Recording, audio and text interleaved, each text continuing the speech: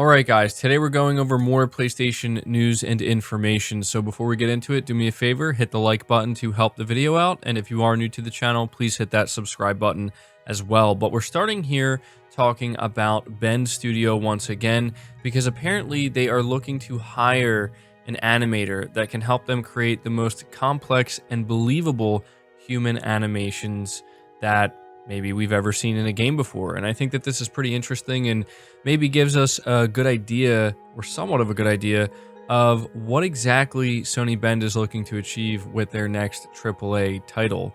So it says here, Bend Studio, the developers behind Days Gone, recently opened a job application looking for a senior animator.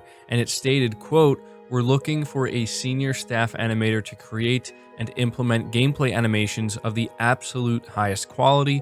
If you are creating the most complex, believable human animations and want to be part of the development of a AAA title for PS5, then we want you."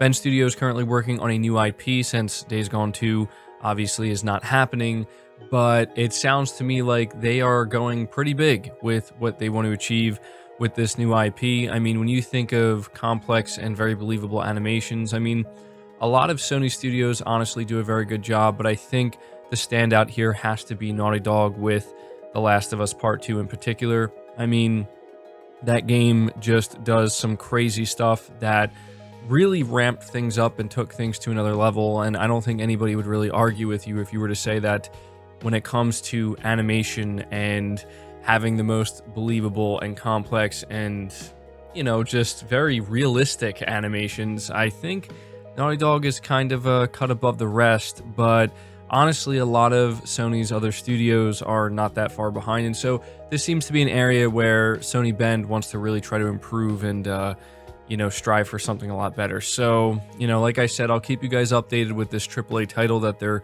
working on. It sounds like it's still very much early in development, but in the meantime, we do have this to go off of, so let me know what you think about that. Moving to the next topic, we're talking about Ghost of Tsushima and how apparently, if this report is to be believed from PlayStation Universe, it's looking like it's going to add 15 to 20 hours of gameplay. Now, I have to let you know that it doesn't seem obvious on the surface, but the actual source of this is Reddit and an individual who claims to have been testing the game, and so they pretty much know everything about the game. And so you kind of have to take that for what it is. Maybe it's true, maybe it's not, but the idea of getting 15 to 20 hours with this expansion for Ghost of Tsushima is pretty significant. To a lot of people, that's like a whole nother game.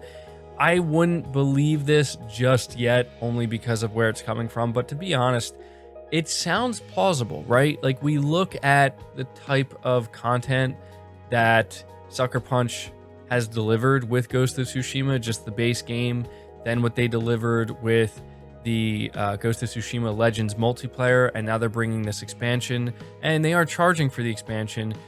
It wouldn't surprise me if they end up over-delivering here with 15 to 20 hours of gameplay, but we do have to understand that that may mean doing literally every little thing you can do in the expansion. And even if that is the case, that's still very impressive, but I would still kind of temper your expectations a little bit with this, just because we need to wait to hear more about the expansion and everything it's actually going to contain. And I think we should wait to get more information directly from Sucker Punch before we assume that that's how many hours exactly we're going to get. But what I will say is that if this does end up being true and we actually are looking at another 15 to 20 hours of gameplay with this Ghost of Tsushima expansion, that is incredibly impressive, and to a lot of people, that's basically a whole nother game. So it is worth noting that the way this was talked about when it was rumored before it was officially confirmed a few days later is it was similar to Spider-Man Miles Morales in terms of how much content it's going to offer. So yeah, I mean, 15 to 20 hours would kind of fit that bill, right? So we're going to have to wait to see if that turns out to be true. But I saw a lot of people talking about this and a lot of people getting excited. And I don't want to dampen your excitement, because I think that we have a lot to be excited about with Ghost of Tsushima Director's Cut. And this could very well be true, but we have to understand that we have to wait to get confirmation from Sucker Punch before we can confidently say there's 15 to 20 hours of gameplay. But I don't doubt it. You know, I wouldn't be surprised if that actually is true. But we're moving along here and talking about Ghostwire Tokyo, because we have yet another game that is suffering a delay. into early 2022. And so, reading from PlayStation Lifestyle, it says originally targeting an October 2021 release, Tango Gameworks' PS5 exclusive Ghostwire Tokyo has been delayed into 2022. The developer cites a focus on protecting the health of the team as one of the primary reasons for the delay, which appears to mean they don't want to crunch in the final run up to release. And so they actually put an official little post here on their Twitter account to let everybody know. And so they say, we've made the decision to delay the launch of Ghostwire Tokyo to early 2022. We want to get the game in your hands as soon as possible so you can experience the unforgettable version of a haunted Tokyo that we've been hard at work building. At the same time, we're also focused on protecting the health of everyone at Tango. Our new release window will give us time to bring the world of Ghostwire to life as we've always envisioned it. Thank you for being patient as we work to bring you an experience unlike anything else we've ever made. We can't wait to show you more in the coming months. So, yeah, we have another title here that is unfortunately suffering a bit of a delay, which is not very surprising because it was always weird to me that, wait, Ghostwire Tokyo is set to release at the end of this year, and yet we've seen so little of it, and it just, kind of wasn't anywhere to be seen. So it's not surprising at all to me that it's getting delayed, and I think it's the right move. At this point in time, I don't think anybody can really argue with delays, especially when they're talking about the health of their team and just taking their time and making sure that they're not rushing to get it out, because I don't think that there needs to be a rush. I think as of right now, it's best that most studios just take their time, if not all studios. I mean, there's going to be some games that are ready to go this holiday. There are going to be others that are not. We're obviously all waiting to hear about Horizon Forbidden West and whether or not that's going to make it out before the end of the year. But what I will say here is that when it comes to Ghostwire Tokyo, I'm not going to lie to you, I kind of forgot about it, only because we have Deathloop coming at the end of this year, and we haven't heard anything about this title. So I actually think it being delayed into early 2022 is probably better. The idea of getting this title in like February or March or April of next year sounds kind of like what I was expecting, even on a subconscious level. So yeah, there we go. That's the latest update we have on Ghostwire Tokyo. I hope we do see more of it soon because it does look pretty interesting.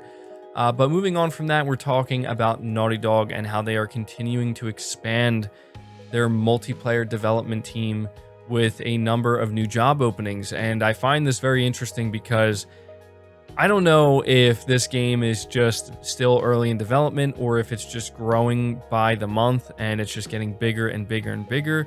But once again, reading from PlayStation Lifestyle, it says Naughty Dog has advertised a fresh batch of job vacancies for the month of July, many of which are aimed towards expanding its multiplayer development team.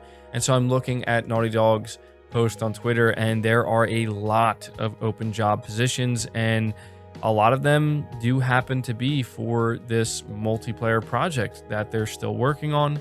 The article continues by saying 11 of the new job vacancies are listed specifically for multiplayer. We are looking for an experienced, creative, and collaborative monetization designer to help us build an incredible player-friendly economy, reads one job description.